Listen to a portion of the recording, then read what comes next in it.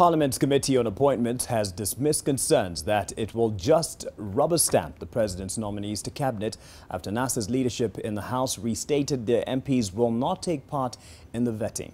Speaker Justin Muturi, who chaired the first meeting of the committee, defended the decision to go ahead even without NASA's input, saying it was within their right to stay away. The public now has 7 days until the 7th of February to present their views on the nominees to the clerk of the National Assembly.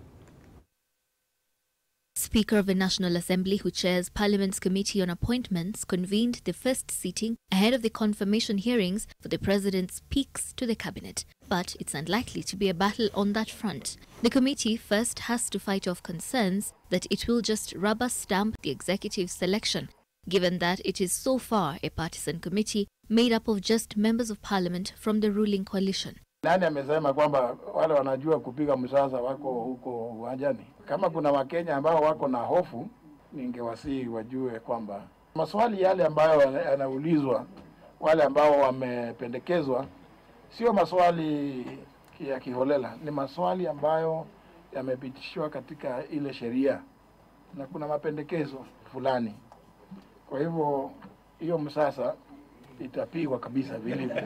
Kila mjumbe hapa ana kipawa yake na amechaguliwa na Wakenya kuwa katika bunge la 12 na kama utaka kujua vile msasa inapigwa bungeni, wewe siku ile tunafanya kazi ya kupiga msasa ukuje pale.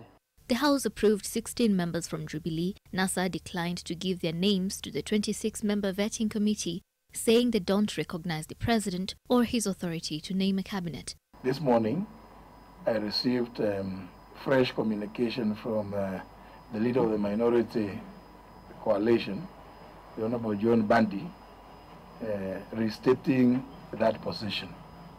And it is respected because every coalition has its own position on various issues. 59 days since being sworn in, the President named a team of 15 men and 6 women whom he believes will help him with the 4-point agenda of his second term. Those who were already in cabinet will not be vetted. Only 9 will face the vetting panel. Professor Margaret Kobia nominated for Youth and Public Service, John Munyas for Petroleum and Mining, Monica Juma for Foreign Affairs and International Trade, Farida Karone for Lands, Housing and Urban Development, and Peter Munya for East African Community will be interviewed on Thursday the 8th between 9 a.m. and 3:30 p.m. The other 4 nominees, Keriako Tobiko for Environment, Simon Chelugui for Water and Sanitation, Ukuri Yatani for Labor and Social Protection, and Richard Achesa Mohammed for Sports will be interviewed on Friday the 9th. The public has until the 7th of February to give their views on the nominees in the form of sworn affidavits. In the meantime, Parliament has also written to a number of government institutions to conduct background checks on them and point out any red flags. The President also created the new position of Chief Administrative Secretary, whose job would largely be to help the Cabinet Secretary to better coordinate the running of their ministries. It's just like if the Presidency wanted to nominate Chief of Staff.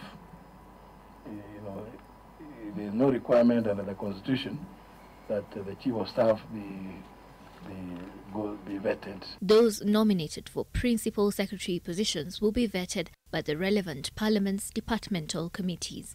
Sheila Sendeo, NTV.